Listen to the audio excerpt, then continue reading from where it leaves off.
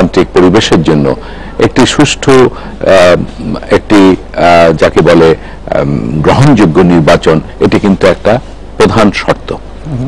এবং সেই হিসাবে আজকে নির্বাচনকে সুষ্ঠু করার জন্য বা প্রশ্নের ঊর্ধ্বে রাখার জন্য সবচেয়ে বড় গুরুত্বপূর্ণ ভূমিকা হলো নির্বাচন কমিশনের।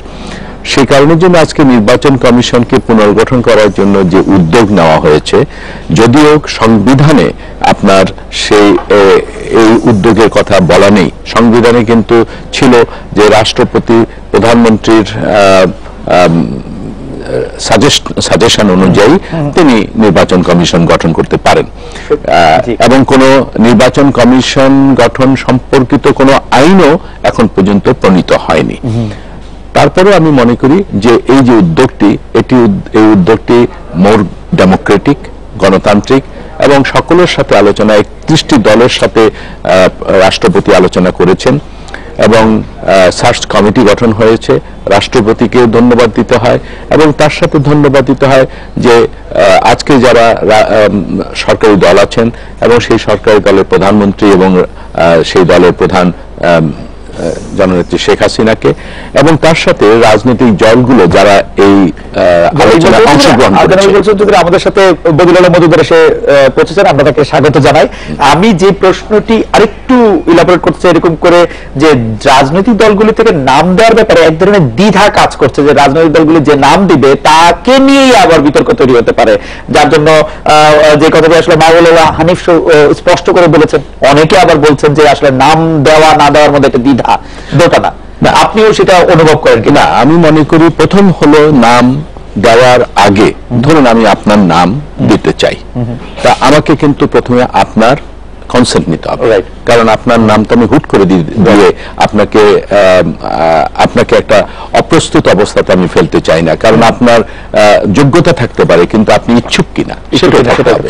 সেই কারণের জন্য আজকে রাজনৈতিক দলগুলোর কাছে যে নাম চাওয়া হয়েছে, কেউ নাম ইচ্ছা করলে দিতে পারেন, কেউ না দিলেও কিন্তু এর মধ্যে কোনো বাধ্যবাধকতা নেই। এবং আগামীকাল সকাল 11টার মধ্যে নাম দেওয়ার জন্য এই সার্চ কমিটি তাদেরকে অনুরোধ জানিয়েছেন এবং যে নামগুলো যাবে সেটা কিন্তু একটা মোটামুটি আমি মনে করি যে একটা আলোচনার খোরাক হবে। অনেক সময় যে নির্বাচন কমিশনের যে সার্চ কমিটি আছে তাদের কাছেও নিশ্চয়ই কিছু নাম আছে, কিন্তু তারপরে যখন এই নামগুলো যাবে এবং কতগুলো নাম যাবে আমরা জানি না, সব দলকে দিতেই হবে, সব দল দেবে বা 5টি নামই দিবে এমন বাধ্যবাধকতা কিছু নেই, কিন্তু নাম যদি যায় তাহলে কিন্তু সার্চ কমিটির জন্য কিন্তু আলোচনার জন্য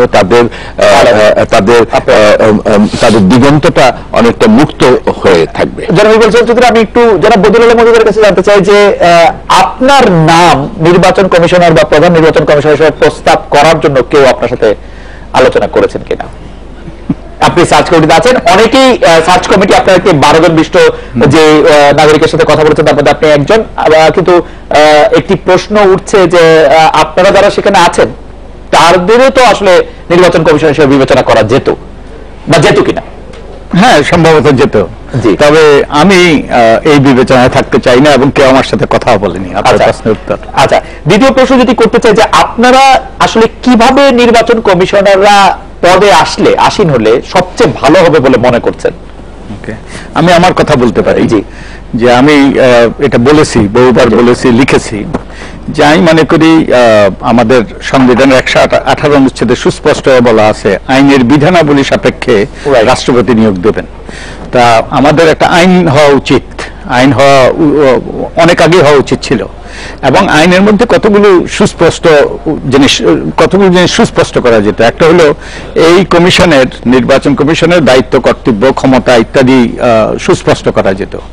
আরেকটা হলো এই নির্বাচন কমিশন নিয়োগের ব্যাপারে কিভাবে নিয়োগ হবে, যেমন একটা অনুসন্ধান কমিটি কাদেরকে নিয়ে হবে, যেমন কোন কোন দেশে প্রধানমন্ত্রী, বিরোধী দলের নেত্রী, স্পিকার ইত্যাদি, আবার কোন কোন দেশে রাজনৈতিক দলের প্রতিনিধি, তো বিভিন্ন দেশে বিভিন্ন রকম আছে, তো এই কাদেরকে নিয়ে অনুসন্ধান কমিটি হবে সেটা সুস্পষ্ট করা যেত। তৃতীয়ত যেটা করা যেত যে এর মাধ্যমে যে এই পদ্ধতিটাকে সুস্পষ্ট করা যেত, পদ্ধতিটাকে স্বচ্ছ করা যেত। যেমন পদ্ধতিতে স্বচ্ছ পদ্ধতি করার জন্য তারা করতে পারত যে শুধু রাজনৈতিক দল কেন, নাগরিকদের নাম দেওয়ার সুযোগ থাকা উচিত, কারণ নির্বাচনটা শুধু রাজনৈতিক দলের বিষয় নয়, এটা সকল নাগরিকের বিষয়। নির্বাচন যদি খারাপ হয় তাহলে সব নাগরিকই কিন্তু তার মাসুল দিতে হয়, অতএব সব নাগরিকের এই সুযোগ। রাজনৈতিক দলগুলি নাগরিকদেরই মতামতের মানে এক ধরনের প্রতিনিধিত্ব করেন, এটি হয়তো আমরা ধরে নিতে পারি। হ্যাঁ, প্রতিনিধিত্ব করেন, আবার প্রতিনিধিত্ব করেন না। এবং আরেকটা যে জিনিস আইনে সুস্পষ্ট করা প্রয়োজন, সেটা হলো যে কারা নির্বাচন কমিশনার হবেন, তাদের যোগ্যতা কি হওয়া উচিত, অযোগ্যতা কি হওয়া উচিত, এটা সুস্পষ্ট করা যেত। এবং এর ভিত্তিতে যাদের নামগুলো আসলো, এই সুস্পষ্ট যোগ্যতার মাপকাঠি ব্যবহার করে তাদের একটা শর্ট লিস্ট করা যেত এবং শর্ট লিস্টটা প্রকাশ করা যেত, এবং তাদেরকে নিয়ে এটা প্রকাশ করলেই বহু আলাপ আলোচনা হতো, এমনকি তারা এগুলো নিয়ে এই গণশুনানি করা যেত। এবং এরপরে তারা যেই নামগুলো তারা করবে, যেই নামগুলো তারা প্রস্তাব করে কেন করলো এর যৌক্তিকতা তারা যদি তুলে ধরে প্রকাশ করত, তাহলে কিন্তু প্রক্রিয়াটা স্বচ্ছ হইতো। এবং ওই যে জাস্টিস লুইস ব্রান্ডাইসের বিখ্যাত আমেরিকান জুরিস্টের কথা, Sunlight is the best disinfectant. তো এই স্বচ্ছতাই কিন্তু সবচেয়ে ওই যে এই অস্বচ্ছতা কিংবা অন্যায়ের বিরুদ্ধে রক্ষা কবচ। ইনসিডেন্টালি দেখুন 31টি দলের সাথে রাষ্ট্রপতি আলোচনা করেছেন। প্রায় প্রত্যেকটি দল তারা কিন্তু এই আইনের ব্যাপারে বলেছে, ইনক্লুডিং আওয়ামী লীগ সরকারি দল, কিন্তু বিএনপি একমাত্র দল যারা এই আইনের কথা এবার বলেননি। তো প্রশ্নটি হলো যে আওয়ামী লীগের বলাটা আবার খুব ইন্টারেস্টিং, আপনি নিশ্চয়ই খেয়াল করেছেন যে তারা একটি আইন করার ব্যাপারে এত সিরিয়াস ছিল যে রাষ্ট্রপতিকে তারা বলে এসেছিলেন যে যদি সময়ের অভাবে আইন না করা যায় তাহলে যেন অধ্যাদেশ করা হয়। দুদিন পরে আবার প্রধানমন্ত্রী বলেছেন যে এত কম সময়ের মধ্যে আইন করা সম্ভব না। কিন্তু আইনের ব্যাপারে আমার একটু বক্তব্য আছে। তো সবগুলো দল আইনের কথা বললো, কিন্তু এইটা কেন নির্দেশনা ছিল না, আইন করেই করতে হবে, এটা কেন নির্দেশনা ছিল না? তাহলে সেই এই আলাপ আলোচনাটা আইন করেই করতে হবে না, সে ব্যাপারে একটা ব্যাখ্যা দেওয়ার চেষ্টা করা হয়েছে সরকারের কাছ থেকে, যে সময় এত কম ছিল যের মধ্যে আসলে আইন ড্রাফট করা আইনের মতো বড়। আপনার অবগতির জন্য, আপনার দর্শকদের অবগতির জন্য, একটা আইনের খসড়া আছে, গত হুদা কমিশন 1.5 পৃষ্ঠা আইনের একটা খসড়া গিয়েছে, এবং এই খসড়াটা কিন্তু তৈরি করার সময়ে তারা রাজনৈতিক দলের, বিশেষত ক্ষমতাসীন দলের সাথে পরামর্শ করেছিল। অতএব একটা আইন, আমরা কি এই উপসংহারে আসতে পারি যে সরকার আসলে আইন করার ইচ্ছা ছিল না? কেন বলছেন চৌধুরী? না, এই সরকার আসলে আইনটি করতে চায়নি, বলার জন্যই বলেছে মিডিয়াতে, যেটা আমরা একটি কথা হলো যে তারা ডেলিগেশন নিয়ে রাষ্ট্রপতির সাথে দেখা করেছেন, এবং প্রধানমন্ত্রী যিনি সেই দলের প্রধান সেখানে গিয়েছেন, এবং লিখিতভাবে তারা এই কথাটি বলেছেন, এবং পরবর্তীতে যখন জনসমক্ষে এসে যখন ব্রিফিং দেওয়া হয় তখনও কিন্তু এই প্রশ্নটি আসছে। এখন এইটা যদি বলা হয় যে তারা শুধুমাত্র বলার জন্য, তাহলে তো তারা লিখিতভাবে দেওয়ার কোনো আইনের জন্য তারা আইন প্রণয়নও করছে, এরকমও আমরা শুনেছি। এখন প্রশ্নটা হলো যে এটি স্বাভাবিক যে হ্যাঁ, আরো আগের থেকে যদি আলোচনা আমার কাছে মনে হয় ক্ষমতাসীন আওয়ামী লীগ এক্ষেত্রে বিএনপির কথার প্রতি সম্মান দেখালো, কারণ বিএনপি চায়নি যে আইনটি হোক। সেটিও না বিএনপি না চাইলে আইন হবে না, বা বিএনপি চাইলে আইন হবে, শুধু বিএনপি যে ব্যাখ্যাটি আপনিও বলেছেন এবং দলের পক্ষ থেকে বলা হয়েছে, সেটি হলো সময়ক্ষেপের আরেকটা হলো যে একটি আইন প্রণয়ন করতে হলে পরে তার যে একটা দীর্ঘ প্রক্রিয়া আছে, সেটি আইন হবে, আইনের ভেটিং হবে, তারপর পার্লামেন্টে সেটা আলোচনা হবে, তারপরে সেটা আমার মনে হয় অর্থ বিল করে পার্লামেন্টে আলোচনাটি সংক্ষিপ্ত করে করা যেত। এর আগে আমরা দেখেছি ঢাকা যখন ভাগ করা হয়েছে অতি অল্প সময়ের মধ্যে আইন করা হয়েছে। সবই করা যায়, 55টি অনুচ্ছেদে পরিবর্তন আনা হয়েছে, সেটিও খুব বেশি সময় লাগে না আসলে। তবে একটা জিনিস আজকে আমি মনে করি যে এখন এই আইনের বিষয়টি এখন এত প্রমিনেন্ট হয়ে এসছে যে হয়তো আমরা আগামীতে এই আইনের ব্যাপারটি আগে থেকে আমরা পাবো, যাতে পরের নির্বাচন কমিশনটি সেটি যেন পরের নির্বাচন কমিশন ছাড়াও এই নির্বাচন সংক্রান্ত কতগুলো আইন কিন্তু হওয়া দরকার। শুধু নির্বাচন গঠন নয়, নির্বাচনটি কিভাবে পরিচালিত হবে, নির্বাচন সময়ে নির্বাচন কমিশনের বিষয়গুলো আইনের মধ্যে, শুধুমাত্র যে আইন দিয়ে নির্বাচন কমিশন কিভাবে গঠিত হবে এটি তো একটা ছোট্ট আইন। আমি মনে করি এই আইনটি এমন হওয়া উচিত যে গঠন থেকে শুরু করে নির্বাচন সম্পন্ন করা সবকিছুতে যারা বদরুল মজুমদার, আমার একটি ব্যক্তিগত কৌতূহল আছে যে 12 বিশিষ্ট নাগরিককে সার্চ কমিটি পছন্দ করলেন, তাদেরকে কিভাবে কোন ক্রাইটেরিয়ানে আসলে পছন্দ করা হয়েছে? না মানে আপনি আছেন সেখানে, সেটা কোনো অভিযোগ নাই, আপনি থাকতেই পারেন, কিন্তু মানে তারা আসলে মানে তারা কেন মানে আবার আরো 5 জন সাপ্লিমেন্টারি একটি লিস্ট আমরা দেখতে পাচ্ছি যে আরো 5 জন, মানে তারাই কি বাংলাদেশের সবচেয়ে বিশিষ্ট নাগরিক? তারা কি বাংলাদেশের 17 জন বিশিষ্টতম নাগরিক? তারা কি বাংলাদেশের 17টা জায়গা থেকে প্রতিনিধিত্ব করে? মানে ক্রাইটেরিয়াটা কি আপনি জানেন কিনা? আমার কাছে অজানা, তো আপনি ওনাদেরকে জিজ্ঞেস করতে হবে যারা এটি ঠিক করেছেন তাদেরকে। প্রফেসর সুকোমল বড়ুয়া আমাদের সাথে এসে পৌঁছেছেন, কিছুক্ষণের মধ্যে আমরা তাকে দেখতে পাবো, তবে তার আগে আমরা একটা বিরতি নিচ্ছি। বিরতির পরে যখন আমরা ফিরে আসবো তখন জনাব ইকবাল সালাম চৌধুরী আপনার কাছে একটু জানতে চাইবো যে এখন যেহেতু ইমপিচমেন্ট বা ইমপিচমেন্টের বিষয়টি হাইকোর্টের একটি রিটে আবার স্থগিত আছে যেটি সংসদে দেওয়া হয়েছিল, সেই ক্ষেত্রে নির্বাচন কমিশনার হিসেবে আপনারা যাকেই মনোনয়ন দিবে এই সরকার তাকেই আসলে মেনে নিতে হবে, তাকে রেখে দিতে হবে 5 বছর। অবস্থাটা কি এরকম কিনা এবং সেইটা আপনি এর জন্য একটু অস্বস্তি বোধ করেন কিনা সেটা আমরা একটু জানতে চাইবো। আমরা একটা বিরতি নিয়ে ফিরছি আপনাদের কাছে।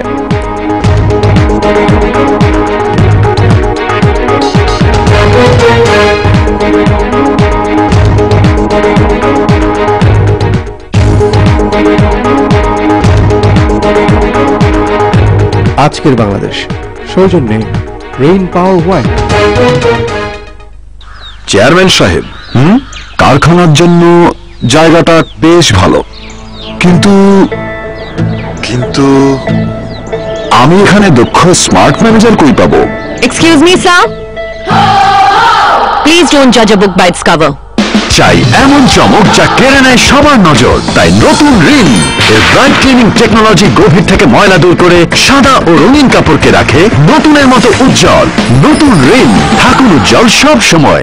শ্যাম্পু বা কন্ডিশনার ব্যবহার না করলে প্রতিদিনই আপনার চুল হতে থাকে রুক্ষ আর অপুষ্ট, তাই আপনার চুল বেঁধে রাখতে হয়। ডাভ কন্ডিশনারের 1/4 ময়শ্চারাইজিং ক্রিম চুলের রুক্ষতা কমাতে সাহায্য করে এবং চুলকে করে 10 গুণ পর্যন্ত মসৃণ। প্রতিদিন সুন্দর খোলা চুলের জন্য চুলকে দিন ডাভ কন্ডিশনারের পুষ্টি। এখন ডাভ কন্ডিশনার পাচ্ছেন মিনি প্যাকে মাত্র 4 টাকায়। I used to battle with dry, frizzy, unmanageable hair after every single wash. Then, my stylist recommended Tresemme Keratin Smooth. The lower sulfate cleansing system is infused with keratin. It makes my hair smoother and look frizz-free up to 3 days. Now, my hair looks straighter and sallow smooth with Tresemme Keratin Smooth. Tresemme, now in Bangladesh. Floral Fusion Oil সমৃদ্ধ Lux অতুলনীয় আদারে ছড়ায় ফুলের চেয়ে 2 গুণ বেশি perfume. আমার সৌন্দর্যের রহস্য লাক্স পারফিউম। আঙ্কেল, ছবি তুলতে চাই। একসাথে এতগুলো ফোন, একটাই ফোকাস কর, একটাই লাইফ, মাত্র একটা কাজ। সবই করব এয়ার হোস্টেস অ্যাপ্লিকেশনের জন্য, singing competition, part time MBA ফর্মের জন্য, হেয়ার স্টাইল করার ইচ্ছে মতন যদি চুল হয় থেকে রং, কেরাটিন ইয়োগার্ট যুক্ত নতুন সানসিল্ক থেকে রং আমাকে দেয় 2 গুণ বেশি ঘন চুল। একসাথে এত সব? লাইফ তো একটাই, তাই বলে কি কাজও একটাই? 2 গুণ বেশি ঘন চুলে করো সবকিছু স্টাইলে। সার্কেল পুরো ফুল, এক সার্কেল একটু হাফ ডাট এন্ড ডেড সেল করবে স্টার। নেক্সট মুভ হলো crescent cross and direct off. Round and round on your skin, wash, করো with vitamins. Kerala Fairness Face Wash. শীতকাল 25% পর্যন্ত কোমলতা কেড়ে নিয়ে ত্বককে রুক্ষ করে দেয়, তাই যে কোনো আঁচড়ে হয়ে যায় দাগ। ভ্যাসলিন ডিপ রিস্টোর নাইট্রো ড্রপলেটের সাথে রুক্ষ ত্বককে ময়শ্চারাইজ করার মাধ্যমে সুস্থ করে। আজই স্ক্র্যাচ টেস্ট করে দেখুন। এই হলো ভ্যাসলিনের ত্বক সুস্থ করার শক্তি। আপনার কি ইচ্ছে হয় যে আপনার ড্রাই চুল স্মুথ হোক আর বাউন্সি দেখা? কিছু কিছু মহিলার মধ্যে ময়শ্চারাইজিং শ্যাম্পু ড্রাইনেস দূর করলেও তার চুলকে বাউন্সি আর ঘন করে না। নতুন ডাভ অক্সিজেন ময়েশ্চার আলাদা। এটির অক্সিজেন সমৃদ্ধ কন্ডিশনিং চুলে পুষ্টি যোগায় আর আপনাকে দেয় স্মুথ বাউন্সি চুল, যা দেখায় 95% বেশি ঘন। ড্রাই নিষ্প্রাণ চুলে নিয়ে আসুন নতুন প্রাণ। নতুন ডাভ অক্সিজেন ময়েশ্চার। দেখ আমার ফেয়ারনেস এখান থেকে এখানে বেড়ে গেছে। উল্টা ধর। উল্টা কেন? চিটচিটে শীতের ক্রিম ফেয়ারনেস বাড়বে না, করে কমবে। বছর কোনো উল্টা না, বাড়বে। তেল চিটচিটে শীতের ক্রিম ফেয়ারনেস চিনিয়ে নেয়। ব্যবহার করুন fair and lovely winter fairness cream, যা ফেয়ারনেস বাড়ায়, দেয় ময়েশ্চারাইজারের কোমলতা। ফেয়ারনেস কমার বদলে উল্টে পেয়ে গেছে না? Told you. Fair and lovely winter fairness cream. Independent television, 24 ঘন্টায় খবর।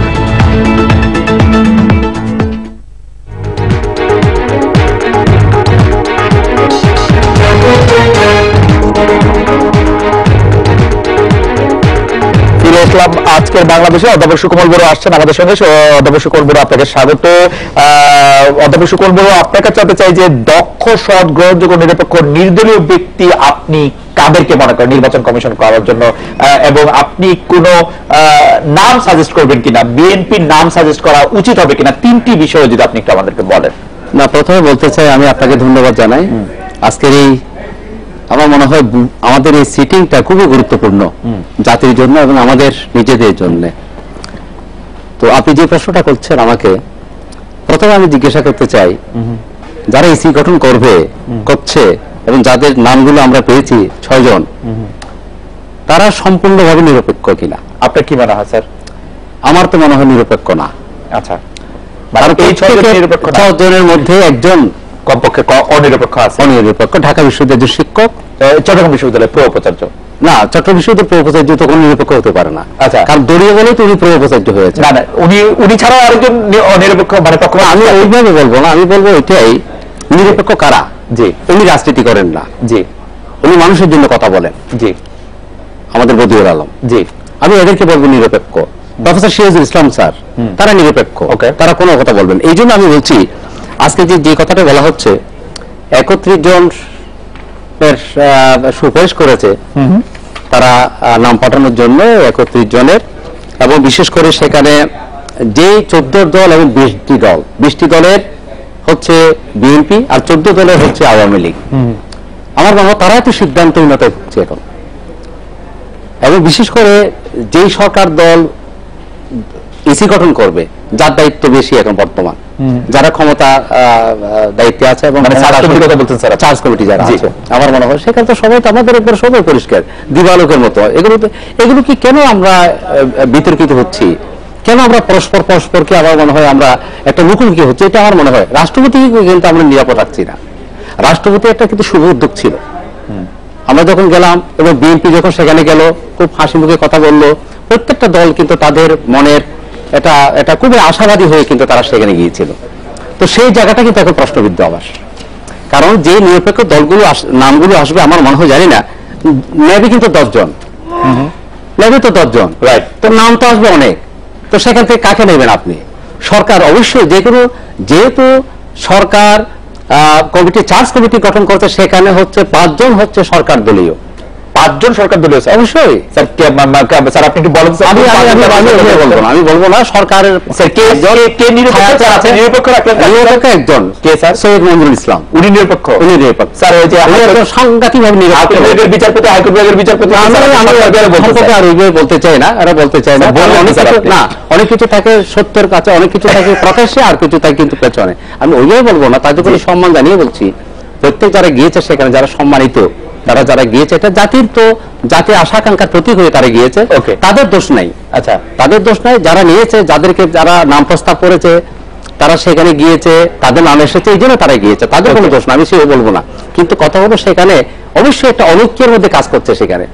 আমি তো এখানে ওবায়দুল কাদের কথা বলতে পারি, কিন্তু আগাম কথা বলে ফেলেন, যার নামে তার কথা বলতেছেন। এবং আমার মনে হয় তিনি আজকে একটা কথা আমার খুব ভালো লাগছে, তার রংপুরে গিয়েছেন তিনি, নেতার চেয়ে নাকি কর্মী কম হয়ে যাচ্ছে, নেতা বেশি হয়ে যাচ্ছে, নেতার ক্রমবর্ধমান আর কর্মী হয়ে আছে কম। স্যার তাহলে আপনি কি মনে করেন যে এই সার্চ কমিটিকে আপনি বিতর্কিত বলছেন? আমরা আসলে আমাদের বিতর্কিত বলছি, ওরতে বলছি বা পক্ষপাত সরকার, এবং আমাদের ডক্টর বদিউল আলম আপনি কি মনে করেন যে বিএনপির নাম দেওয়া উচিত, যে নামটি তারা নাম দেবে? নাম দেওয়া উচিত, অবশ্যই উচিত, কিন্তু এটা আমাদের ভাবতে হবে। কারণ বর্তমান যেভাবে পরিকল্পনার পথ তৈরি হয়েছে, সমস্ত পথের মধ্যে কিন্তু আমার মনে হয় সেখানে কিন্তু শঙ্কা। অধ্যাপক সুকুমার বড়ুয়ার প্রসঙ্গটিতে একটু আপনাদের মতামত দিতে চাই জনাব ইকবাল সাহেব চৌধুরী। আসলে এটি এবং আমি একটু আবার বদিউল আলম মজুমদারকেও একটু কোট করতে চাই। উনি বলছেন যে আমি সকল কিছুই করবো তোমারে জানায় লমু, ওই রকমই হচ্ছে কিনা সেটি যদি আমাদের একটু বলেন। না, প্রথম প্রশ্ন হলো যে আমরা তো এমন একটা সংস্কৃতির মধ্যে আছি যেখানে আমাদের সবকিছুতে আমাদের একটা নেতিবাচক, আমাদের একটা মানে একটা নেতিবাচক আমাদের একটা দৃষ্টিভঙ্গি, কোনোটার মধ্যেই কিন্তু আমরা নিরপেক্ষতা বলতে বুঝাই না, বা কোনোটাই আমাদের কাছে গ্রহণযোগ্য হয় না। যে 6 জন আছেন, সেই 6 জনকে দেখুন, 2 জন বিচারপতি। এখন যদি বিচারপতিদেরকে যদি আমরা নিরপেক্ষ না বলি, তাহলে সেটা কিভাবে গ্রহণযোগ্য হবে জানি না। 2 জন সাংবিধানিক পদে অধিষ্ঠিত ব্যক্তি আছেন, আর 2 জন শিক্ষাবিদ আছেন। এখন সরকার, রাষ্ট্রপতি যদি কাউকে যদি কোনো ভাইস চ্যান্সেলর মনোনীত করেন অথবা প্রো ভাইস চ্যান্সেলর মনোনীত করেন, আমি কথা বলবো, আমি কথা বলতে চাই। জি, আমি আপনাকে বলছি, কখন সরকার যখন ক্ষমতায় থাকে তারা দলীয় ছাড়া কিন্তু কখনো কিন্তু ভিসি প্রভিসি হয় না বর্তমান সময়ের মধ্যে। অবশ্যই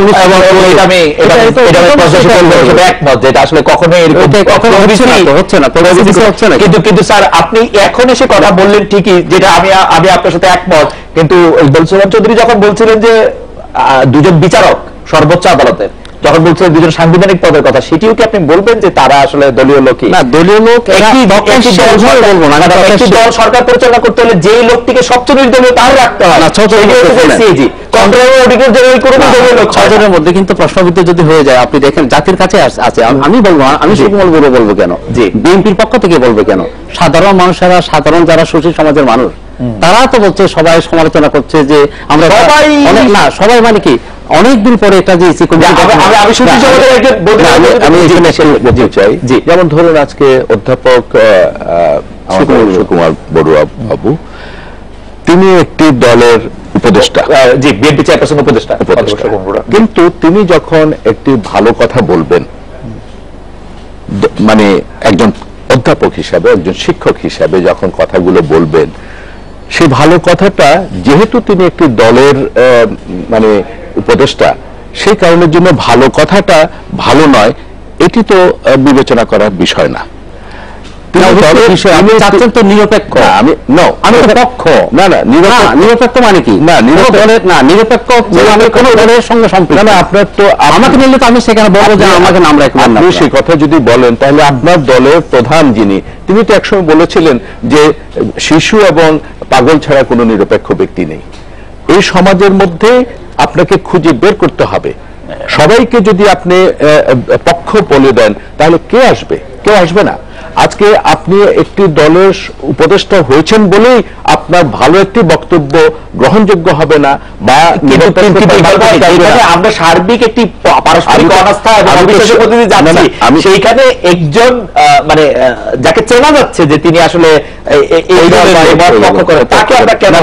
এখানে প্রশ্নটা হলো যে যাকে প্রশ্নটা তোলা হয়েছে যে মঞ্জুর ইসলাম সাহেব, না উনি প্রশ্ন তুলেছেন ডক্টর শিরিন। আমি আসছি। মঞ্জুর ইসলাম সাহেব যেহেতু তিনি কোন দলের, তিনি কোন পদ পাননি, তাকে এখন কালকে যদি ওনাকে ভাইস চ্যান্সেলর বানিয়ে দেওয়া হয় বা প্রো ভাইস চ্যান্সেলর বানিয়ে দেওয়া হয়, এখন প্রশ্ন হলো তিনি কি পক্ষ হয়ে যাবেন? তিনি নিরপেক্ষ থাকবেন না? তার ভাইস চ্যান্সেলর এই সরকারগুলির সময় এমন ভাবে বানানো হয় যেটা হচ্ছে যে সৈয়দ নজরুল ইসলামের ওই যোগ্যতা থাকলে তিনি হয়তো আমি তো বললাম যে একটি ব্যক্তিকে তার শিক্ষাগত যোগ্যতার কারণের জন্য যদি আগামীকাল একটি দল যদি তাকে নিরপেক্ষ, মানে নিরপেক্ষ আমি বলবো না, যে তার যোগ্যতার কারণের জন্য যদি তাকে একটি পদ দেয়, সঙ্গে সঙ্গে তিনি নিরপেক্ষতা হারাবেন।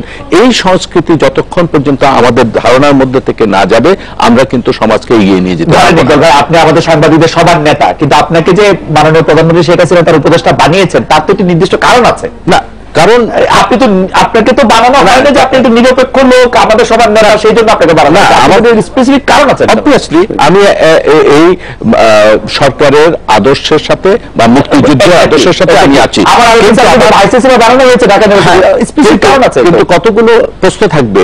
আমাদের কর্মকাণ্ডগুলো যদি কালকে যদি পক্ষপাতিত্ব হয়ে যায় তাহলে কিন্তু আমাদেরকে প্রশ্নের সম্মুখীন হতে হবে। আর আমি যদি আমাকে পক্ষ হিসাবে আমাকে যদি একটি পদ দেওয়া হয় আর আমি যদি সেখানে যদি আমার বিবেক বিবেচনা অনুযায়ী এবং মানুষের প্রত্যাশা অনুযায়ী যদি আমার কাজগুলো আমি করতে পারি তাহলে কোনটা আপনি দেখবেন? এন্ডটাকে দেখবেন না মিন্সটাকে দেখবেন? আমার মনে হয় এন্ড এবং মিন্স দুটি গুরুত্বপূর্ণ। আমাদেরকে পরে যা পড়ানো হয়েছে, স্যাররা যা পড়িয়েছেন, আমি যারা বদিউল মজুমদারের কাছে জানতে চাইবো যে আমি সার্চ কমিটির ব্যাপারে প্রফেসর শকুমুল বড়ের সাথে একমত হই নাই, যে আমার কাছে মনে হয় না যে 6 জনের মধ্যে 5 জন ব্যক্তি আসলে পক্ষপাত দুষ্ট। আপনার কি মনে হয়? আমরা একটা বিরতি নিয়ে ফিরে আসি, আমরা একটু সময়টার একটু ফিরে আসি বিরতি নিয়ে।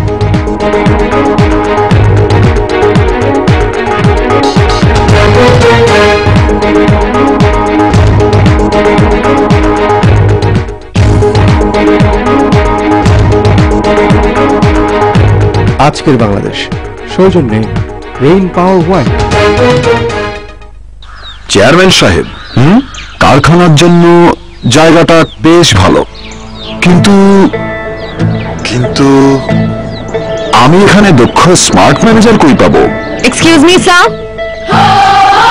প্লিজ ডোন্ট জাজ আ বুক বাই ইটস কভার। চাই এমন চমক যা কেড়ে নেয় সবার নজর, তাই নতুন রিন এর ব্রাইট ক্লিনিং টেকনোলজি গভীর থেকে ময়লা দূর করে সাদা ও রঙিন কাপড়কে রাখে নতুনের মতো উজ্জ্বল। নতুন রিন, থাকুন উজ্জ্বল সব সময়। ফ্লোরাল ফিউশনাল সমৃদ্ধ ম্যাক্স, অতুলনীয় লেদারে ছড়া ফুলের চেয়ে 2 গুণ বেশি পারফিউম। আমার সৌন্দর্যের রহস্য ম্যাক্স পারফিউম।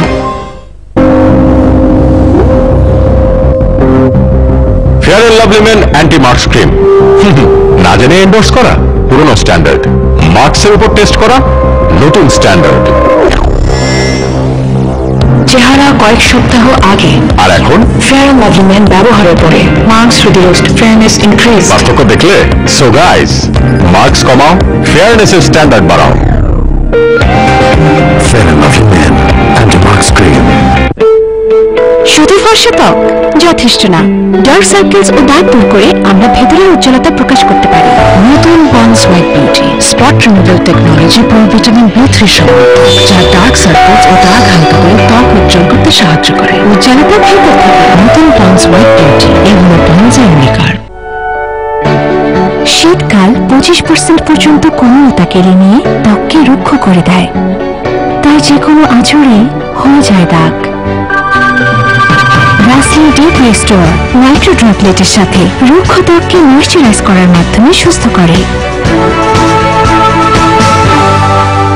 আজই স্ক্র্যাচ টেস্ট করে দেখুন। এই হলো ভ্যাসলিনের ত্বক সুস্থ করার শক্তি। 2টা থাই, 2টা চিকেন কর্ন স্যুপ আর ক্যান্সেল করে দাও। ঘরে কেন বানাচ্ছ না? ঘরে বানালে কখনো গাঢ় কখনো পাতলা হয়, আর রেস্টুরেন্টের টেস্ট আনা তো ইম্পসিবল। তো মাস্টার শেফ বলো কি করব? তো চলো রেস্টুরেন্টের মতো সুপের জন্য চাই নট স্যুপ, যা বানানো হয়েছে রিয়েল চিকেন আর সুস্বাদু ফ্লেভার দিয়ে, তাই প্রতিবারই হয় পারফেক্ট স্যুপ। আর রেস্টুরেন্টের মতো টেস্টি ঘরেই।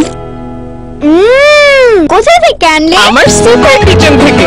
নট স্যুপ, রেস্টুরেন্টের স্বাদ এখন ঘরে ঘরে।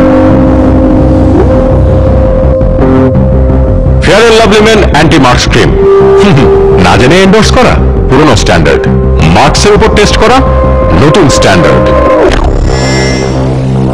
চেহারা কয়েক সপ্তাহ আগে আর এখন ফেয়ার এন্ড লাভলি মেন ব্যবহারের পরে মার্কস রিডিউসড, ফেয়ারনেস ইনক্রিজ। পার্থক্য দেখলে সো গাইস, মার্কস কমাও, ফেয়ারনেসের স্ট্যান্ডার্ড বাড়াও। Fair and Lovely men anti marks cream. আপনার কি ইচ্ছে হয় যে আপনার ড্রাই চুল স্মুথ হোক আর বাউন্সিও দেখা? কিছু কিছু মহিলার মধ্যে ময়শ্চারাইজিং শ্যাম্পু ড্রাইনেস দূর করলেও তার চুলকে বাউন্সি আর ঘন করে না। নতুন ডভ অক্সি অক্সিজেন ময়েশ্চার আলাদা। এটি অক্সিজেন সমৃদ্ধ কন্ডিশনিং চুলে পুষ্টি যোগায় আর আপনাকে দেয় স্মুথ বাল চিচু, যা দেখায় 95% বেশি ঘন। ড্রাই নিষ্প্রাণ চুলে নিয়ে আসুন নতুন প্রাণ, নতুন ডাভ অক্সিজেন ময়েশ্চার। দেখ আমার ফেয়ারনেস এখান থেকে এখানে বেড়ে গেছে।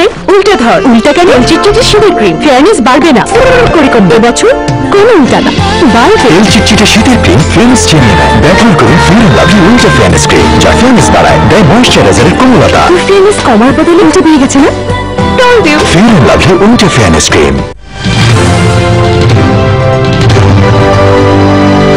ইন্ডিপেন্ডেন্ট টেলিভিশন, 24 ঘন্টায় খবর।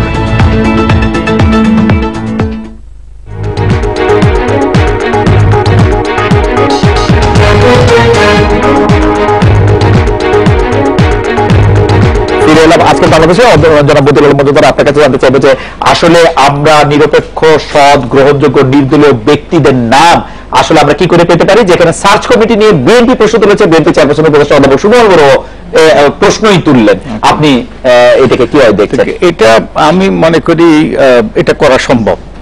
আমরা যদি কতগুলো সুস্পষ্ট মানদণ্ডের ভিত্তিতে আমরা করি, আমরা মানদণ্ডগুলো নির্ধারিত করি। যদি আইন হতো, আইনে কিন্তু মানদণ্ড, যোগ্যতা অযোগ্যতার মানদণ্ডগুলো সুস্পষ্ট করা হতো, তাহলে ওই মানদণ্ডের আলোকে আপনি যদি ওই ছকে ফেলে দিলে আপনি কিন্তু ক পরিবর্তে খকে বেছে নিতে পারতেন, কিংবা খ এর পরিবর্তে ককে বেছে নিতে পারতেন।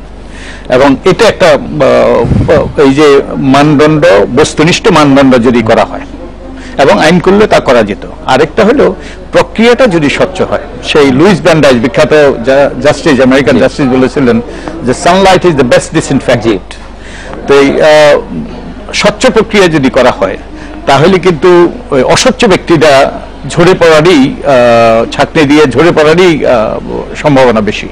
যেমন আপনি যদি এই যে কাদেরকে, এই যে এখন যেসব প্রশ্ন উঠছে কেন? এই নামগুলো পাবলিক ডোমেইনে এসছে, নামগুলো সম্পর্কে মানুষ জেনেছে, জেনে এই নামগুলো সম্পর্কে প্রশ্ন উঠেছে, প্রশংসা হয়েছে, ইত্যাদি ইত্যাদি। ঠিক তেমনি ভাবে যাদেরকে আপনি বিবেচনা করবেন, তাদের নামগুলো যদি জনগণ জানে, তাহলে জনগণই অনেক প্রশ্ন তুলবে। জনাব বদিউল আলম মজুমদার মানে সার্চ কমিটি বলেন, নাম বলেন, কোনো কিছু করে, আমি বারবার এই নামটি বলছি, আমার কাছে ওনাকে খুব ভালো লাগে, জনাব কাজী রকিবউদ্দিন আহমেদ। জনাব কাজী রকিবউদ্দিন আহমেদের নামটি যখন আসলো প্রধান নির্বাচন কমিশনার হিসেবে, আপনি কি কোনোভাবে তাকে বাদ দিতে পারতেন এই কথা বলে যে তিনি পক্ষপাত দুষ্ট কোনো কাজ করেছেন, সরকার থেকে বাড়তি সুবিধা নিয়েছেন, দুর্নীতিগ্রস্ত, কি বলতে পারতেন? হয়তো বা না, এরকম হইতেই পারে, কিন্তু দুষ্ট যারা তাদেরকে বাদ দেওয়া যাবে। উনি ওই যে যাদের দুর্নীতির অভিযোগ আছে, কিংবা যারা পক্ষপাত দুষ্ট, চরমভাবে পক্ষপাত দুষ্ট, কিংবা তারা সুনামের সাথে কাজ করে নাই, কিংবা যাদের জীবনযাত্রা প্রণালী, নির্বাচন কমিশনে কি এমন কেউ আছেন? আমি বলতে পারবো না। মানে আপনি বলতে চাচ্ছেন না, আপনি বলতে পারবেন না? আমি বলতে পারবো না। আপনি বলতে পারবেন না?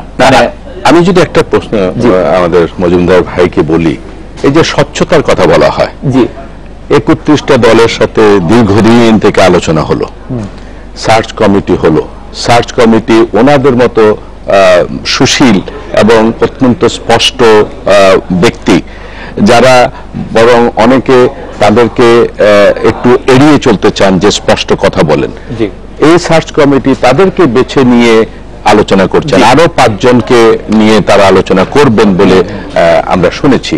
তো এই নামগুলো পরে এত আলোচনার পরেও কি স্বচ্ছতার অভাব আছে? এটাই হলো সমস্যা। ওই যে আমি যেটা বলছি, আমার কাজ আমি করবো, তোরে শুধু জিজ্ঞাইলাম। ওকে, এইরকম একটা এই কথা প্রচলিত আছে আমাদের দেশে। আমি তার একটা উদাহরণ দিচ্ছি, যে বেগম সাজেদা চৌধুরীর নেতৃত্বে যেই সংবিধান সংশোধনের জন্য যে কমিটি হয়েছিল 15 সদস্য বিশিষ্ট, সেখানে তারা 3 জন প্রধান বিচারপতি, সাবেক প্রধান বিচারপতি, 11 জন শীর্ষ আইনজীবী ও সংবিধান বিশেষজ্ঞ, 18 জন বুদ্ধিজীবী, 18টি দৈনিকের সম্পাদক, ক্ষমতাসীন আওয়ামী লীগের বেশ কয়েকটি রাজনৈতিক দল ও সেক্টর কমান্ডার্স ফোরাম, এদের সবারই মতামত নিয়েছে। এবং সবাই কিন্তু প্রায় সবাই ইসলামকে রাষ্ট্রধর্ম এর বিরুদ্ধে কথা বলেছে, এবং এদের প্রায় সবাই তত্ত্বাবধায়ক সরকার ব্যবস্থাটা রেখে সংবিধান সংশোধনের কথা বলা হয়েছে। তো তাহলে এতে কি হইল? আমি একটু আবার অধ্যাপক সুকোমল বড়ুয়ার কাছে যেতে চাই। অধ্যাপক সুকোমল বড়ুয়া, অনুসন্ধান কমিটির আহ্বানে সারা দিয়ে আমরা এটি শুনেছি যে নির্বাচন কমিশন নিয়োগের জন্য আলাদাভাবে 5টি নাম প্রস্তাব করবে বিএনপি, আবার জোট দলের শরিক দলের সাথেও আলোচনা করে 5টি নাম প্রস্তাব করা হবে। শরিক দল বলতে বিএনপির যে সবচেয়ে বড় শরিক জামায়াতে ইসলামীর সাথেও আলোচনা করে নিশ্চয়ই এই নামগুলি প্রস্তাব করার ব্যাপারে বিএনপি চিন্তা করবে। এই ক্ষেত্রে আসলে তার আগে উনি বলার আগে আমি একটু জি প্লিজ ওকে আরেকটা কথা, এই স্বচ্ছতা, রাষ্ট্রপতি যে 31টা দলের সাথে তিনি সংলাপ করলেন, 31টা দল কি বলেছে যে এই ধরনেরই আগের ধাঁচেই একটা এই কমিটি করা হোক, অনুসন্ধান কমিটি করা হোক? তো তাহলে এই 31টা দলের কি মতামত প্রতিফলিত হয়েছে এবং 31টা দলের মতামত কি তিনি আমলে নিয়েছেন নাকি তার যে 31টা দলেরই আসলে মতামত নেবেন রাষ্ট্রপতি? তো তাহলে আমরা আলোচনা একটি কমন গ্রাউন্ড খুঁজে কয়টা লোক, তাহলে আমরা জানতে চাই যে কয়টা লোক বলেছে আগের ধাঁচেই আমাদের, কয়টা দল বলেছে আগের ধাঁচের এই যে কমিটিটা হওয়া উচিত? আমার মনে হয় যে আমি যেটা মনে করি, এই যে আমরা আজকে যে 12 জনের যে বিশিষ্ট নাগরিক নাম যে পেলাম, আমার মনে হয় এখান থেকে কিন্তু 10 জনে নেবে এবং আরো 5 জন না এখান থেকে না, মানে সামনে আরো আলোচনা করে মোটমাট 10 জন এসি কমিটির সদস্য নির্বাচিত হবে। এই তো না, ওনাদেরকে নাম দেওয়ার কথা বলা হয়েছে, ওনাদেরকেও ডাকা হয়েছে, যেমন বদিউল আলম মজুমদার সাহেব সেখানে ছিলেন, ওনাদেরকেও বলা হয়েছে যে কারা আসতে পারেন, তারা কোনো নাম দেবেন কিনা। বলছি তো সবার সঙ্গে নাম নিয়ে 10টি মাত্র নাম আসবে, কিন্তু সরকার দল কিন্তু এখনো কোনো কথা বলছেন না। মাননীয় প্রধানমন্ত্রী বলছেন না, বিএনপি বলছে না, বিএনপি বলবে না এই জন্যে কারণ তার চারদিকে কিন্তু তাদের একটা শঙ্কা। আপনি যত কিছু বলেন না কেন, বর্তমান যে পরিস্থিতি, তারা কথা বলার সেই সুযোগগুলো দিচ্ছে না, এবং তারা যে কথা বলে একটু সুচিন্তিত ভাবে, শান্ত ভাবে, একটু মনোযোগের সাথে তারা যে পরস্পরের সঙ্গে বসে কথা বলবে, কিন্তু একটা আতঙ্ক থাকে, একটা ভয় ভীতিকর থাকে।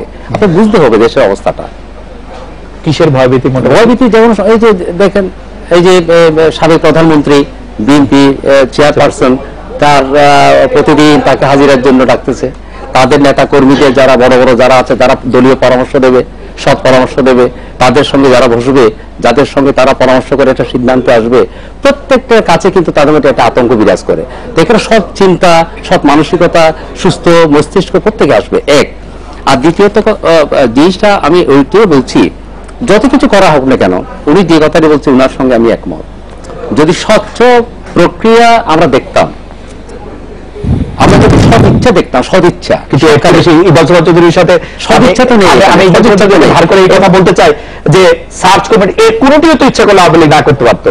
অবশ্যই আওয়ামী লীগ রাষ্ট্রপতিকে প্রধানমন্ত্রী শুধু পরামর্শ দিতে পারতেন যে এই 3 জন লোককে আপনারা করেন, আপনারা কি মানে সংবিধানে তো তাই আছে, এর বেশি তো আর কোনো কিছু না। এই জন্য আমার মনে হয় এই প্রতিটি ক্ষেত্রে কিন্তু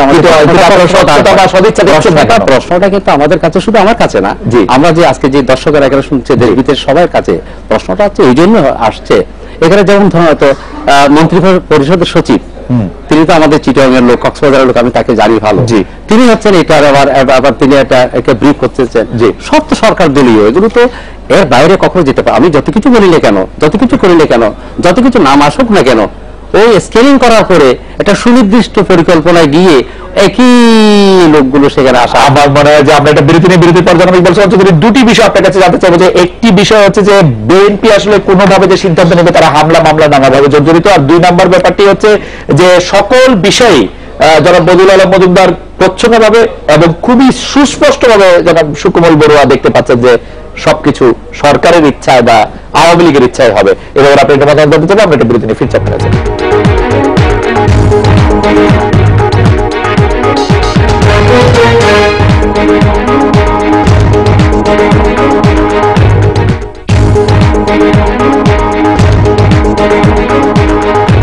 আজকের বাংলাদেশ সৌজন্যে রেইন পাওয়ার ওয়াইন। চেয়ারম্যান সাহেব, কারখানার জন্য জায়গাটা বেশ ভালো, কিন্তু আমি এখানে দক্ষ স্মার্ট ম্যানেজার কই পাবো? Excuse me sir, please don't জাজ আ বুক বাই ইটস কভার। চাই এমন চমক যা কেড়ে নেয় সবার নজর, তাই নতুন রিন এর ব্রাইট ক্লিনিং টেকনোলজি গভীর থেকে ময়লা দূর করে সাদা ও রঙিন কাপড়কে রাখে নতুনের মতো উজ্জ্বল। নতুন রিন, থাকুন উজ্জ্বল সব সময়। ফ্লোরাল ফিউশনাল সমৃদ্ধ লাক্স, অতুলনীয় আধারে ছড়ায় ফুলের চেয়ে 2 গুণ বেশি পারফিউম। আমার সৌন্দর্যের রহস্য লাক্স পারফিউম। দেখ আমার ফেয়ারনেস এখান থেকে এখানে বেড়ে গেছে। উল্টা ধর। উল্টা কেন? চিটচিটে শীতের ক্রিম ফেয়ারনেস বাড়বে না, করে কমবে। বছর কোনো উল্টা না, বাড়বে। তেল চিটচিটে শীতের ক্রিম ফেয়ারনেস চিনিয়ে নেয়। ব্যবহার করুন Fair and Lovely winter fairness cream, যা ফেয়ারনেস বাড়ায়, দেয় ময়েশ্চারাইজারের কোমলতা। তোর ফেয়ারনেস কমার বদলে উল্টা পেয়ে গেছে না? Fair and Lovely winter fairness cream. 2টা থাই, 2টা চিকেন কর্ন স্যুপ আর ক্যান্সেল করে দাও। ঘরে কেন বানাচ্ছ না? ঘরে বানালে কখনো গাঢ় কখনো পাতলা হয়, আর রেস্টুরেন্টের টেস্ট আনা তো ইম্পসিবল। তো মাস্টার শেফ বলো কি করবো? তো চলো রেস্টুরেন্টে। রেস্টুরেন্টের মতো স্যুপের জন্য চাই নর্থ স্যুপ, যা বানানো হয়েছে রিয়েল চিকেন আর সুস্বাদু ফ্লেভার দিয়ে। তাই প্রতিবারই হয় পারফেক্ট স্যুপ, আর রেস্টুরেন্টের মতো টেস্টি ঘরে। কোথা থেকে আনলে? আমার সুপার কিচেন থেকে। নর্থ স্যুপ, রেস্টুরেন্টের স্বাদ এখন ঘরে ঘরে। এমন করতো কিছু ফিল করলি? বরফ, এখন বরফ, এরপর পোকা হতে পারে। বরফ হতে পারে ব্রাশ করার কয়েক ঘন্টা পর আবারও জার্ম অ্যাটাকের লক্ষণ। পেপসোডেন্ট জার্মিচেক 12 ঘন্টার সুপিরিয়র পাওয়ার, যা ক্যাভিটি সংক্রমণকারী জীবাণুদের বিরুদ্ধে লড়াই করে লাগাতার। এখন থেকে টিসুম টিসুম করিস। পেপসোডেন্ট জার্মিচেক। শ্যাম্পু বা কন্ডিশনার ব্যবহার না করলে প্রতিদিনই আপনার চুল হতে থাকে রুক্ষ আর অপুষ্ট। তাই আপনার চুল বেঁধে রাখতে হয়। ডাভ কন্ডিশনারের 1/4 ময়েশ্চারাইজিং ক্রিম চুলের রুক্ষতা কমাতে সাহায্য করে এবং চুলকে করে 10 গুণ পর্যন্ত মসৃণ। প্রতিদিন সুন্দর খোলা চুলের জন্য চুলকে দিন ডাভ কন্ডিশনারের পুষ্টি। এখন ডাভ কন্ডিশনার পাচ্ছেন মিনি প্যাকে মাত্র 4 টাকায়। শুধু ফর্সা ত্বক যথেষ্ট না, ডার্ক সার্কেলস ও দাগ দূর করে আমরা ভেতরের উজ্জ্বলতা প্রকাশ করতে পারি। নতুন Pond's white beauty spot removal technology পুরো ভিটামিন B3 সমৃদ্ধ, যা ডার্ক সার্কেলস ও দাগ হালকা করে ত্বক উজ্জ্বল করতে সাহায্য করে। উজ্জ্বলতা ভেতর থেকে। নতুন পন্ডস হোয়াইট বিউটি, এগুলো পন্ডসের উনিকার। I used to battle with dry, frizzy, unmanageable hair after every single wash. Then, my stylist recommended Tresemme Keratin Smooth. The lower sulfate cleansing system is infused with keratin. It makes my hair smoother and look frizz-free up to 3 days. Now, my hair looks straighter and sallow smooth with Tresemme Keratin Smooth. Tresemme, now in Bangladesh. Floral ফিউশনাল সমৃদ্ধ Lux, অতুলনীয় আধারে ছড়ায় ফুলের চেয়ে 2 গুণ বেশি perfume. আমার সৌন্দর্যের রহস্য লাক্স পারফিউম। আপনার কি ইচ্ছে হয় যে আপনার ড্রাই চুল স্মুথ হোক আর বাউন্সি দেখা? কিছু কিছু মহিলার মতে ময়েশ্চারাইজিং শ্যাম্পু ড্রাইনেস দূর করলেও তার চুলকে বাউন্সি আর ঘন করে না। নতুন ডাভ অক্সিজেন ময়েশ্চার আলাদা। এটির অক্সিজেন সমৃদ্ধ কন্ডিশনিং চুলে পুষ্টি যোগায় আর আপনাকে দেয় স্মুথ বাউন্সি চুল, যা দেখায় 95% বেশি ঘন। ড্রাই নিষ্প্রাণ চুলে নিয়ে আসুন নতুন প্রাণ। নতুন Dove oxygen moisture. Circle puro full, circle একটু off, dirt and dead cells করবে stop. Next move, hollow, crescent cross and the head off. Round and round on your skin, wash, করো with vitamins. Fair and Lovely Fairness Face Wash.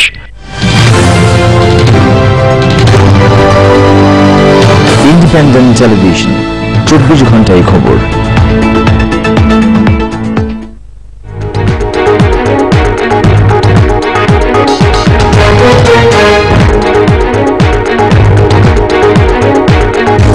আজকে বাংলাদেশে যখন ইকবাল সাহেব চৌধুরী 2টি বিষয় আলোচনা আসছে যে বিএনপি আসলে বিষয়ে কোনো সিদ্ধান্ত নিতে পারছে না, তাদের ইয়ের সাথে কথা বলে, আর সরকারের গ্রিপের মধ্যেই থাকছে আসলে কে প্রধান নির্বাচন কমিশন হবেন বা হবেন না।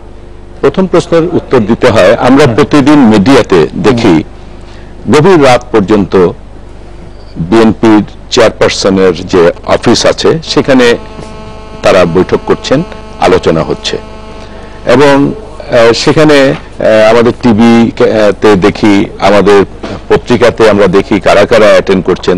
তারা তো সবাই নির্বিঘ্নে সেখানে গিয়ে মিটিং করছেন এবং গভীর রাত পর্যন্তই মিটিং করছেন, এবং আশেপাশে আইন শৃঙ্খলা রক্ষা বাহিনী তাদেরকে মোটামুটি নিরাপত্তাও দিচ্ছেন, তারপরেও যদি এই অভিযোগ হয় যে তারা মিটিং করতে পারছেন না, সেটা কিন্তু রিপোর্ট এবং বাস্তবতার মধ্যে কিন্তু ফারাক আছে। আর দ্বিতীয় যেটি সেটি হলো, এবং তারা সিদ্ধান্ত নিয়েছেন এর আগে রাষ্ট্রপতির সাথে তারা কিন্তু সবাই মিলে গিয়ে তারা সেখানে গিয়েছেন এবং রাষ্ট্রপতি ভবন থেকে কিন্তু তাদের সবাইকে অভ্যর্থনা দিয়ে তাদের সেখানে নিয়ে যাওয়া হয়েছে, আলোচনা হয়েছে এবং যাওয়ার আগে মোটামুটি বেগম খালেদা জিয়াকে পুরোপুরি যে নিরাপত্তা দিয়ে তাকে কিন্তু সেখানে নিয়ে যাওয়া হয়েছিল রাষ্ট্রপতি ভবনে। দ্বিতীয় যে প্রশ্নটি আপনি বলেছেন যে এটা আমি কালকে একটি চ্যানেলে বলেছি, একসময় আমরা গল্প শুনতাম না যে চাকরি হবে না, চাকরি হলে পরে বেতন হবে না নিয়মিত, তারপরে বেতন যখন হচ্ছে তখন দেখা যাচ্ছে যে বলা হবে যে বেতন হলে কি হবে, সংসার চলবে না। তো আমাদেরও সেই ধরনের একটা মানসিকতা এখানে কাজ করছে যে সরকার অনেক, আপনি বলেছেন আমিও বললাম যে সরকারের কাছে তো এত দরকার ছিল না, সরকারের সংবিধান অনুযায়ী তার হাতে পুরো, প্রধানমন্ত্রীর হাতে পুরো ক্ষমতাই ছিল যে তিনি কয়েকটা নাম রাষ্ট্রপতির কাছে পাঠিয়ে দিতেন, রাষ্ট্রপতি এটা ঘোষণা করে দিতেন। কিন্তু গত প্রয়াত জিল্লুর রহমান সাহেব রাষ্ট্রপতি তিনি শুরু করেছেন এবং বর্তমান রাষ্ট্রপতিও সেটা করেছেন। এত আলোচনা, মানে স্বচ্ছতার কথা বলা হয়, সবাই এসে কিন্তু আলোচনা কি হয়েছে সেই আলোচনাটা ব্রিফ করেছে মিডিয়াকে, সারা জাতি দেখেছে, শুনেছে। সর্বশেষ যে যাদেরকে সুশীল সমাজ আমরা বলি, মানে আমরা তো বরং, আমি একজন সম্পাদক হিসেবে সেখানে যাওয়ার সুযোগ পেলাম না কারণ আমি এখন পক্ষ হয়ে গেছি। আমার সহকর্মীরা তারা কিন্তু আমার থেকে কম কিন্তু পক্ষ হয়ে কাজ করেন না, কিন্তু তারা নিরপেক্ষ হয়ে সেখানে যাওয়ার সুযোগ পেয়েছে। তো আজকে কার কথা বলছেন, আজকে সেখানে এত স্বচ্ছতার মধ্য দিয়ে কাজ হচ্ছে। আমি তো মনে করি প্রধানমন্ত্রী অনেক উদারতা দেখিয়েছেন, অনেক গণতান্ত্রিক মনোভাব তিনি দেখিয়েছেন সরকারি দলের পক্ষ থেকে, এবং তারপরেও যদি সরকারের মানে আর কি করলে পরে সরকার, এই জায়গা থেকে যারা আমি বদল মজুমদারের কাছে জানতে চাই যে আমি আসলে ইকবাল ভাই বললেন, আমি আপনার কাছ থেকে শুনতে চাই, আমি এক প্রশ্ন ইকবাল ভাইকে, কি করলে মানে স্বচ্ছতা তো হলো এই যে বাছাইতে স্বচ্ছতা চাই, আমরা স্বচ্ছতা চাই যে প্রক্রিয়ার স্বচ্ছতা, যাতে সঠিক ব্যক্তিরা বাছাই হয়। যে আমি সুস্পষ্ট বলেছি যে যাদের নামে আসে, যাদের নামে প্রস্তাব করা হোক, তাদের সম্পর্কে মানুষ যদি জানে, তাদের সম্পর্কে যদি অনুসন্ধান করা হয়, আপনারা সাংবাদিকরা যদি অনুসন্ধান করেন এবং তাদের ব্যাকগ্রাউন্ড যদি চেক করা হয় এবং কি জন্য এইসব ব্যক্তিদেরকে সুপারিশ করা হলো, সেগুলো যদি মানুষ জানে। স্যার, একটা মানুষ পদে যাওয়ার আগে একটা মানুষ একরকম থাকে, যাওয়ার, আপনার মনে আছে নিশ্চয়ই মোহাম্মদ আবু সাইদ, যিনি 2001 সালে নির্বাচন পরিচালনা করেছে প্রধান নির্বাচন কমিশন, তাকে নিয়োগ দেওয়ার পর বিএনপি একদিন হরতাল করেছিল কারণ তার বাড়ি গোপালগঞ্জ, এবং সেই সাইদ সাহেবের আমলেই কিন্তু বিপুল মানে অনেক আসন নিয়ে বিএনপি পাশ করে আসছিল। তো সেইটা কাজ না করলে আমরা কি করে বুঝবো? না, আপনার ব্যাকগ্রাউন্ড থেকে তো আপনি দুষ্ট লোককে তো ওই যে দূরে রাখবেন, আপনি দুষ্ট যারা চিহ্নিত তাদেরকে দূরে রাখবেন। আপনি ওই যে যারা দুষ্ট নয় তারাও হয়তো দুষ্ট হয়ে যেতে পারে, আচ্ছা, কিন্তু দুষ্ট থাকবে, তাতে কোনো সন্দেহ থাকার তো খুব অবকাশ নেই। আমার মনে হয় আর কি করলে আপনাদের, আমি আর কি করলে সেটা বড় কথা না, আমি যেটা মনে করি সেটা, আপনি যাদের নাম দেওয়া হবে, বিএনপি হোক, আওয়ামী লীগ হোক, যারা নাম দেবে তাদের সঙ্গে অবশ্যই একটা পরামর্শ হবে এবং তাদের আনুগত্যতা না থাকলে, তাদের প্রতি যদি তার একটা মনোভাব না থাকে, তারা কখনোই তো সেখানে নাম দেবে না। স্বাভাবিক, এটা হচ্ছে মানে বাইরের দৃশ্য না, ভেতরের দৃশ্য হচ্ছে যখন একজন লোককে নাম দেবে তিনি অবশ্যই যার পক্ষ থেকে নামটা যাবে তার প্রতি অবশ্যই অবগত থাকবে। স্যার, আপনি মনে করছেন যে বিএনপি না, আওয়ামী লীগের মানন্দ কি? আমি এটাই বলছি। একটি কথা আপনার প্রশ্ন করেন না কেন আমি বুঝি না, জাতির কাছে একটা প্রশ্ন, উনি যে কথাটা বলছে আমিও প্রশ্ন আগে থেকে হচ্ছে, পত্রপতি লেখা হচ্ছে, আজকে তো এত বিতর্ক আসতাম না, আজকে এখানে এসে আমাদের তর্ক যুদ্ধের মধ্যে, বাকযুদ্ধের মধ্যে যেতে হতো না যদি আমরা সুন্দর করে আইনটা করে ফেলতাম। আইনটা করে ফেললে কিন্তু ওই আইনের মধ্যে কিন্তু আমরা সবাই চলে যেতাম। এটা আর বিতর্ক হতো। এক, আমি আবারও বলছি, তাহলে আমাদের ইকবাল সালাম সাহেবকে বলছি, রাষ্ট্রপতি কিন্তু আমি ভালো, আমি রাষ্ট্রপতি বিএনপি গেছে, আমি বলছি দলের আমি বলছি শিক্ষক, আমি তো শিক্ষক, আমি কিছুটা মানবিক এবং মূল্যবোধ সম্পর্কে কথা বলতে হবে, কারণ আমি তো দলীয়, আমি তৃণমূলের রাজনীতি করি না, রাজপথে রাজনীতি করি না, এবং জিজ্ঞাসা পরায়ণ হয়ে কোন রাজনীতি করবো না, প্রতিহিংসা পরায়ণ হয়ে কাউকে বলবো না। আপনাকে আমি সম্মান করি, যেটাকে সম্মান করি, ওটাই বলছি। আমি যেটা বলতে চাই যে আজকে যদি এই প্রশ্নগুলো আসতো না, যদি আমাদের, আবারও বলছি, আমি যদি আমাদের প্রক্রিয়াটা যদি সুন্দর থাকতো, প্রক্রিয়াটার মধ্যে কেমন একটা মনে হচ্ছে, কেমন একটা সন্দেহ উৎপন্ন হচ্ছে সবার কাছে, তো সন্দেহ যেখানে উৎপন্ন হবে, সন্দেহ থেকে সন্দেহ উৎপন্ন হয়। আপনি জানবেন একটা বৈরিতা থেকে একটা বৈরিতার সৃষ্টি হয়। এক্স্যাক্টলি। কিন্তু স্যার আপনারা বললেন যে মাওলানা রাষ্ট্রপতির সঙ্গে আপনি আলোচনা করতে চান, আওয়ামী লীগ বললো যে আলোচনা করে কোনো লাভ হবে না, তারপরে আপনারা আলোচনা করলেন, মাওলানা রাষ্ট্রপতি আপনাদের ডাকলেন, শুধু আপনাদের না 31 জনকে ডাকলেন, তারপরে সার্চ কমিটি করলেন, তারপরে সবকিছু করলেন, এরপরেও কেন? এই পরেও কেন, যেমন ধরেন এখন তো বলা হচ্ছে না, সরকার থেকে বলা হচ্ছে 21, 41, বলা হচ্ছে না, আমার 41, আমরা 41 পেজে অপেক্ষা, যত ইসি করি না কেন, যত কিছু করি না কেন, এটা বলা হচ্ছে, প্রকাশ্যে বলা হচ্ছে না। এভাবে আমাদের 30 সেকেন্ড সময় আছে, কিন্তু মনে হচ্ছে 2041 সালের আগে আমরা ক্ষমতা থাকবেন না, সবকিছু করা হচ্ছে, যারা এলো খালি।